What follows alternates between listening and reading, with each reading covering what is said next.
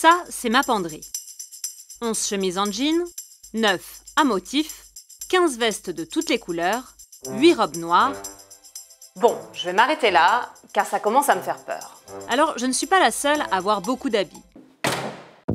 Il faut savoir qu'en 2016, plus de 100 milliards de vêtements ont été vendus dans le monde. En France, cela représente 9,5 kg par habitant.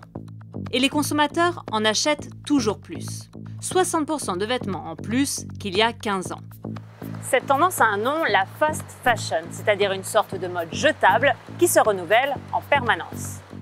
Et le problème, c'est que cette surconsommation a un énorme coût écologique. Alors comment l'industrie textile est-elle devenue l'une des plus polluantes? Pour prendre conscience de son empreinte écologique, prenons le cycle de vie d'un vêtement. Tout commence par la production des matières premières. Prenez ce t-shirt. Comme 26% de nos vêtements, il est en coton. En 2017, plus de 25 millions de tonnes de cette fibre naturelle ont été produites, principalement en Inde, en Chine et aux États-Unis. Le problème, c'est que produire du coton est nocif pour la planète. D'abord, car il faut utiliser des pesticides. En effet, le cotonnier est un petit être fragile.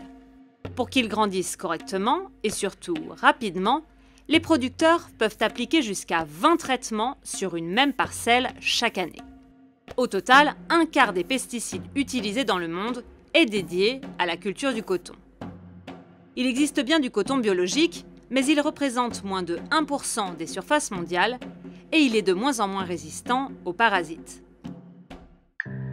Après les pesticides, le cotonnier a aussi besoin d'eau, de beaucoup d'eau. Le coton est le premier consommateur d'eau, devant le riz et le soja. Par exemple, pour notre t-shirt, il a fallu 2700 litres d'eau. 2700 litres, c'est la quantité totale d'eau consommée par un Français pendant 17 jours. Et les ressources en eau finissent par s'épuiser. C'est par exemple le cas en Ouzbékistan où se trouve la mer d'Aral. Il y a 50 ans, la mer d'Aral ressemblait à ça. C'était le 4e plus grand lac de la planète. Mais entre-temps, sur décision de l'URSS, l'Ouzbékistan est devenu le 2e producteur de coton du monde. Une partie des fleuves qui se jetaient dans la mer d'Aral ont alors été détournés pour irriguer les cultures. Résultat, aujourd'hui, la quasi-totalité du bassin est à sec. Dernière conséquence de la production des matières premières, l'émission de gaz à effet de serre. Prenons cette fois-ci l'exemple de ce magnifique chemisier en polyester. Chaque année, 40 millions de tonnes de tissus en polyester sont produites, contre 25 pour le coton. Problème, le polyester, ce n'est pas naturel comme le coton. C'est un tissu fait à base de pétrole, une industrie qui émet beaucoup de CO2. Par exemple, l'empreinte carbone d'un chemisier en polyester est 2,5 fois plus importante que celle d'une chemise en coton. Vient ensuite la transformation des matières premières. Chrome, mercure, plomb, cuivre ou cadmium, toutes ces substances toxiques sont quotidiennement utilisées dans des usines qui produisent du textile pour le teinter, pour le délaver ou pour l'assouplir. En Europe, il y a des règles pour limiter l'utilisation des produits chimiques, comme avec la réglementation REACH depuis 2007. Mais dans les pays en voie de développement, c'est plus flou.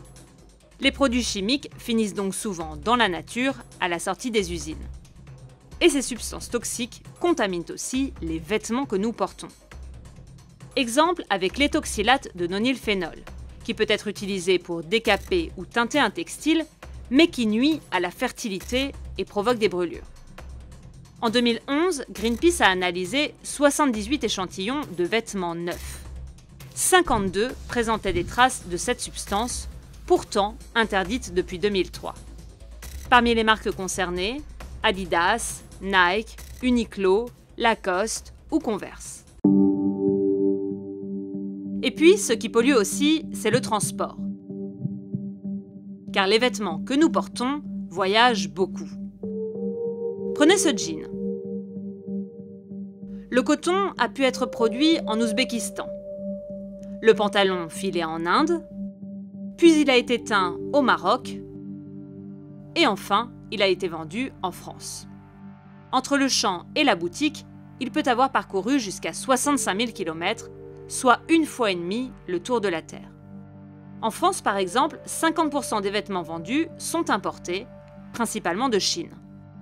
En combinant la production et le transport, l'industrie textile produit donc chaque année 1,2 milliard de tonnes de gaz à effet de serre.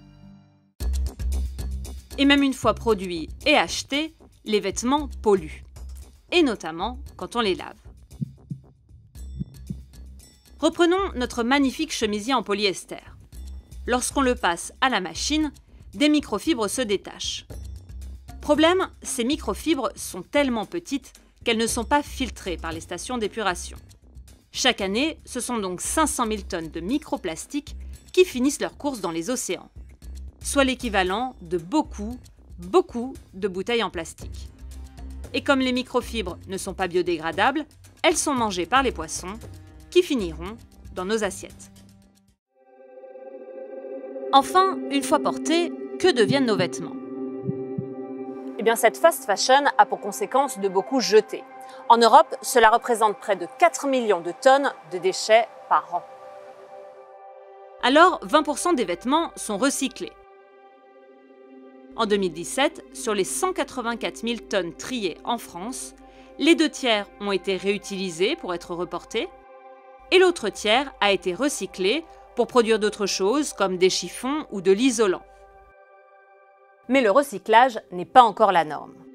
80% des textiles finissent dans des décharges ou sont incinérés. Alors, certaines marques commencent à prendre conscience de leur impact sur l'environnement. Depuis 2011, 80 entreprises comme C&A, H&M, Levi's ou Mango suivent le programme Détox de Greenpeace.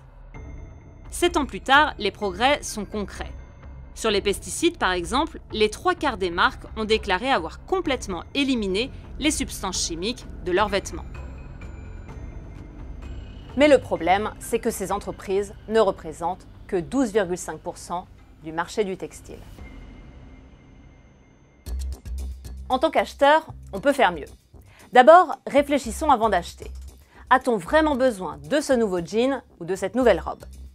Ensuite, lisons les étiquettes. Dans l'idéal, il faut privilégier les écolabels et le coton bio. Enfin, nos vêtements peuvent avoir une seconde vie. Ils peuvent être donnés à des associations, par exemple, ou alors revendus.